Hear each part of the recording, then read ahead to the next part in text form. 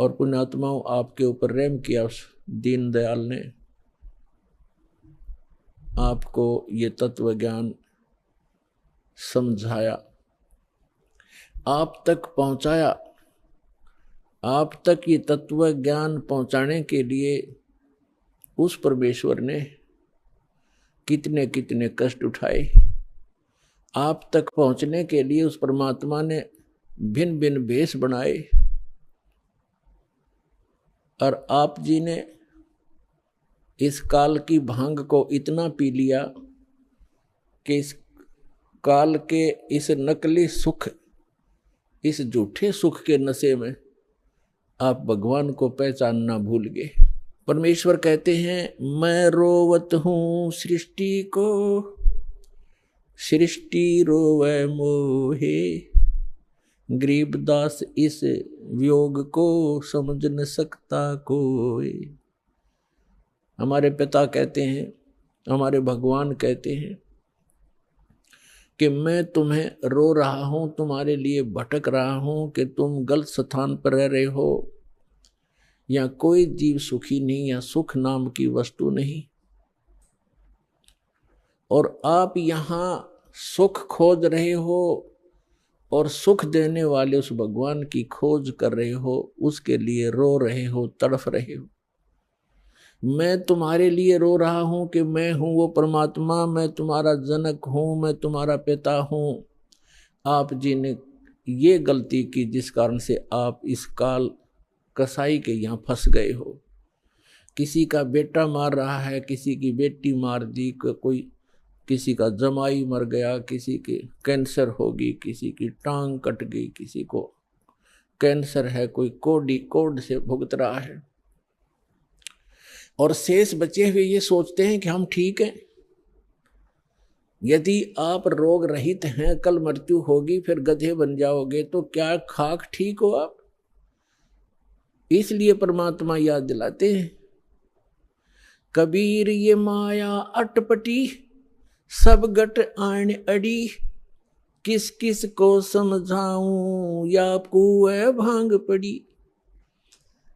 परमात्मा कहते हैं, किस किस को समझाऊं। इस काल भगवान ने इस नकली सुख की एक कुएं के अंदर जैसे 1, 2, 3 क्विंटल भांग घोल कर डाल दे कोई, उस कुएं का जल चाहे 1000 व्यक्ति पी ले, और पीने के उपरांत उनकी एक जैसी गतिविधि, एक जैसी भाषा, एक जैसी चाल हो जाती है, क्योंकि सबको वो नशा हो चुका है। तो इस काल भगवान ने इस त्रिगुणमयी माया की इतनी मात्रा डाल रखी है आपके अंदर कि आपको इतना नशा हो गया इसका।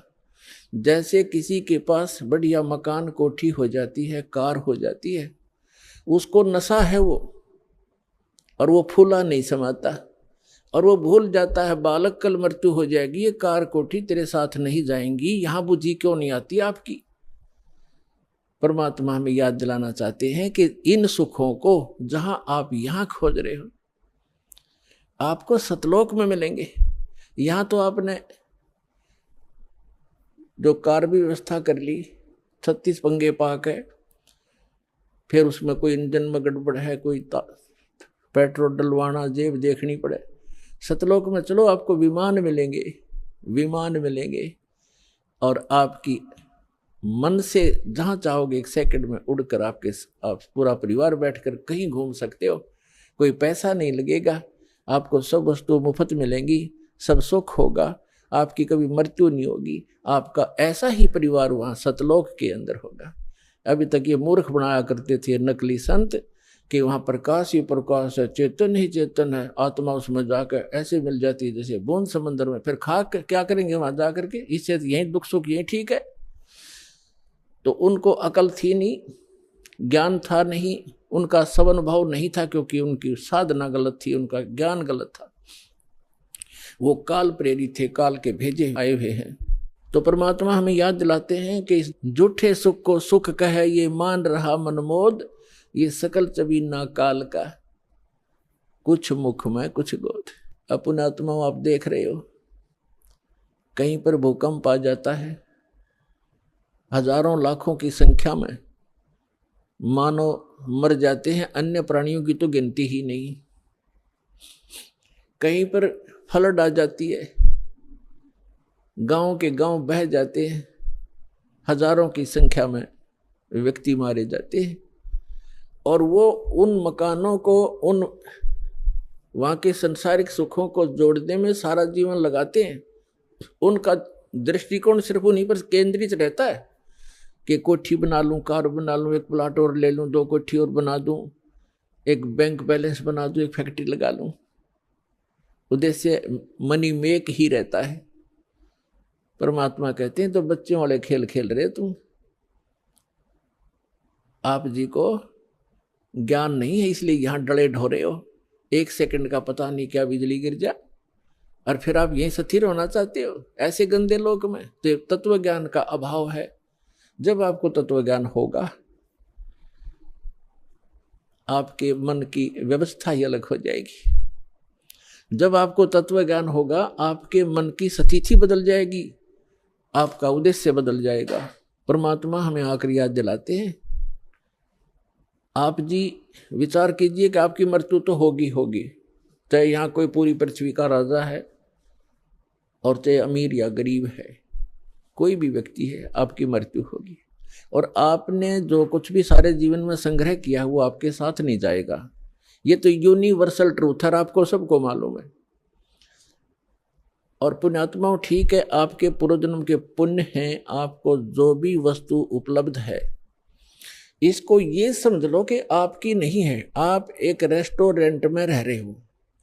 अब जैसे अच्छे पूंजी वाले व्यक्ति, सेठ धनी व्यक्ति अच्छे रेस्टोरेंट में जाकर के अपना 1, 2, 3, 4 जैसा भी वो वहाँ दिन रात व्यतीत करना चाहते हैं, तो उनके पास पैसा घना है, तो वे हाई क्लास के, हाई क्वालिटी के रेस्टोरेंट के अंदर रह रहे हैं। वहाँ सुविधाएं अच्छी हैं, सोफा सेट हैं, बढ़िया पलंग हैं, टीवी रखे हैं, सारी व्यवस्था है वहाँ पर। बैल बजा दी, बैरा आ गया, जो वस्तु मांगी उपलब्ध होगी खाने और पीने की। और एक गरीब व्यक्ति जाके एक सिंपल होटल में रुका है जिसमें एक तख्त पड़ा है और सिंपल आहार है, थोड़ा खर्चा है उसका। तो ऐसा ही समझ लो आप, जो गरीब है वो एक सिंपल होटल में रह रहा है, अमीर है वो बड़े होटल में रह रहा है, लेकिन वस्तु किसी की नहीं। वहां पर होटल में गए व्यक्ति को पता होता है कि यहाँ तेरी वस्तु कोई नहीं है, इनको प्रयोग कर सकता है, वो भी अपने खर्चे से। तो इस काल भगवान का ये होटल है फॉर एग्जाम्पल। और इसमें आपके पुण्यों के कारण आप सुविधा जो आपको है वो आपके पूर्वजन्म की पूंजी से है, जेब आपकी ही खर्च हो रही है। जो सुविधाएं आपको उपलब्ध हैं आपके पुण्य क्षीण हो रहे हैं। और गरीब व्यक्ति है वो समझ ले सिंपल होटल में रह रहा है, कोई झोंपड़ी में है, चाहे सिंपल मकान में रह रहा है, तो वो भी एक होटल में ही है। एक दिन दोनों ने ही जाना है और दोनों ने वो सब वस्तुएं यही छोड़ जाना है। अब जाना कहाँ है? स्वदेश को जाना है। होटल में व्यक्ति वही रहता है जो विदेश गया हुआ है, अपने घर से बाहर है। आज तक आपको यही नहीं मालूम कि हम इस होटल को छोड़कर प्रस्थान कहाँ करेंगे। आपको तो जबरदस्ती जब आपकी पूंजी समाप्त हो जाती है, आपका समय समाप्त हो जाता है, उस होटल से पकड़कर बाहर फेंक दिया जाता है सड़क पे, आप कहीं जाओ। जब हम घर से बाहर चलते हैं वैसे किसी काम कार्यवश, तो जाने से पहले हम वहाँ कहाँ रुकेंगे, रात्रि हम कैसे व्यतीत करेंगे, उसकी व्यवस्था पहले करके जाते। और संसार छोड़ के जाने वाला व्यक्ति कभी सोचता भी नहीं कि मृत्यु के बाद मैं कहाँ जाऊंगा। तो वो ज्ञान अब आपको प्राप्त हो रहा है कि आप ये साधना करोगे और आप इन होटलों में रहो जैसे जिसकी व्यवस्था है, ठीक है, धनी है अपने उस सुविधा को प्राप्त करो, निर्धन है अपने उन मकानों में गुजर करो। और दोनों ही 2 रोटी खाते हैं, एक गरीब भी और सेठ भी। और एक चारपाई पर ही सोते हैं, 3-3 4-4 पर सेठ नहीं सो सकता। एक कोने में चाहे 10 कक्ष की कोठी हो, एक कक्ष के एक कमरे में एक तख्त 3.5 बाई। परमात्मा कहते हैं क्या चढ़ावा मेंढिया और लंबी भीत उसार, गरता 3.5 हाथ गणाता 4.25। यानी आपको लेटने के लिए अपने हाथ, ये हाथ होता है इतना, प्रत्येक का शरीर अपने 3.5 हाथ का होता है, 3.5 हाथ का। तो परमात्मा कहते हैं आपने 20 कक्ष की कोठी बना रखी है, उसमें 3.5 हाथ और बाई 1 हाथ, भाई इतनी जगह की जरूरत है आपको। बाकी उस कोठी शर्मा मार ले, क्या बनेगा उसका? समय खोया, अपना जीवन व्यर्थ किया। तो कहने का भाव ये है कि ठीक है, भगवान ने आपको कोठी भी दी है, सुविधाएं भी हैं, कोई बात नहीं, लेकिन अब भविष्य की तैयारी करो, यहां से चलने का उद्देश्य बनाओ। असक जन्म हो गए आप जी ने यही भटकताओं का। परमात्मा हमें बताते हैं कि आप जी यहां इस काल कसाई के लोक में रह रहे हो, इसने आपको अपने स्वार्थवश पाल रखा है, जैसे कसाई बकरे पालता है। पुण्यात्मा, आपके ऊपर 3 गुणों का इतना जबरदस्त प्रभाव हो गया कि आप जी अपने परिवार, अपनी संपत्ति को अपना मान चुके हो, और मान चुके हो जैसे नशे में व्यक्ति चाहे कुर्डियों पर पड़ा हो गंध में, और चाहे चारपाई पे लेट रहा हो, उसको पता ही नहीं तू कहाँ है।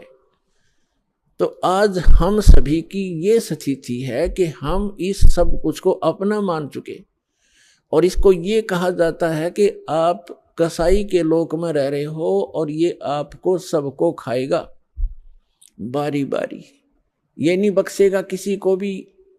किसी परिवार के 3-3 सदस्य खा जाता है एक दिन में, कोई दुर्घटना से या कोई किसी और अन्य कारणों से, कोई बीमारी से, और शेष बच्चे ये सोचते हम ठीक हैं। जिनके साथ वो घटना घट गई उससे पहले वो भी आप जैसी ही स्थिति में थे। तो पुण्यात्मा, परमात्मा ने रजा बख्शी आपको ये ज्ञान देने की, और फिर वो विकल्प बताया कि यहां से जाकर आप कहाँ रहा करोगे। गीता अध्याय नंबर 15 के श्लोक नंबर 1 से 4 में कहा है कि उल्टा लटका हुआ संसार रूपी वृक्ष है, ऊपर को जड़ तो समझो पूर्ण परमात्मा, और नीचे को 3 गुण रूप शाखा है, रजगुण ब्रह्मा, सतगुण विष्णु, तम गुण शिव जी। और जो संत इस उल्टे लटके हुए संसार रूपी वृक्ष के सभी विभाग बता देगा, तना कौन भगवान है, इस संसार रूपी जड़ कौन है, यानी जिससे सबका धारण पोषण होता है वो कौन प्रभु है, और शाखा कौन है, डार कौन है, और पत्ते क्या है, तो स वेदविद वो तत्वदर्शी संत है। तत्वदर्शी संत की प्राप्ति के उपरांत 15वें अध्याय के 4थे श्लोक में कहा श्रीमद् भगवद गीता, उसके पश्चात परमेश्वर के उस परम पद की खोज करनी चाहिए जहां जाने के बाद साधक फिर लौटकर कभी संसार में नहीं आते। और जिस परमेश्वर ने सब ब्रह्मांडों की रचना की है, संसार रूपी वृक्ष की प्रवृत्ति जिससे विस्तार को प्राप्त हुई है, उस परमात्मा की भक्ति करो और किसी की नहीं। और गीता ज्ञानदाता अपने विषय में कहता है 8वें अध्याय के 13वें श्लोक में, ओम इति एकाक्षरम ब्रह्म विवहारण माम अनुसमरण ये पर्याति तदन देहम से आती परमामृति। मुझ ब्रह्म का एक ओम अक्षर है। गीता का ज्ञान ब्रह्म बोल रहा है, ये काल बोल रहा है, श्री कृष्ण जी में प्रवेश करके बोल रहा है, और ये कह रहा है कि मुझ ब्रह्म का केवल एक ओम मंत्र है। इसका उच्चारण करते हुए संसार छोड़कर जाते समय भी, मरते समय भी इसी का जाप करता है, तो ओम से मिलने वाली जो परम गति वो प्राप्त हो जाती है, वो ब्रह्मलोक प्राप्त होता है। ब्रह्मलोक में गए प्राणी भी वापस आते हैं, 8वें अध्याय के 16वें श्लोक में गीता जी में स्पष्ट किया है, वो भी पुनरावृत्ति के अंदर। तो गीता ज्ञानदाता कहता है 4थे अध्याय के 5 और 9 श्लोक में, गीता अध्याय नंबर 2 के श्लोक 12 में, गीता अध्याय नंबर 10 के श्लोक नंबर 2 में गीता ज्ञानदाता कहता है, अर्जुन तेरे और मेरे बहुत जन्म हो चुके, तू नहीं जानता मैं जानता हूं। इससे सिद्ध है कि जो गीता ज्ञानदाता ब्रह्म है ये काल है, और गीता अध्याय नंबर 11 के श्लोक नंबर 32 में स्वयं कहता है कि अर्जुन मैं काल हूं और अब प्रवृत्त हुआ हूं। श्री कृष्ण नहीं थे काल, श्री कृष्ण होते तो ये कैसे कहते मैं अब प्रवृत्त हुआ हूं। श्री कृष्ण जी तो पहले उपस्थित थे वहां पर अर्जुन के साथ, उनके सारथी बनकर। तो पुण्यात्माओं, ये हमारे सदग्रंथ एक अनमोल रत्न है।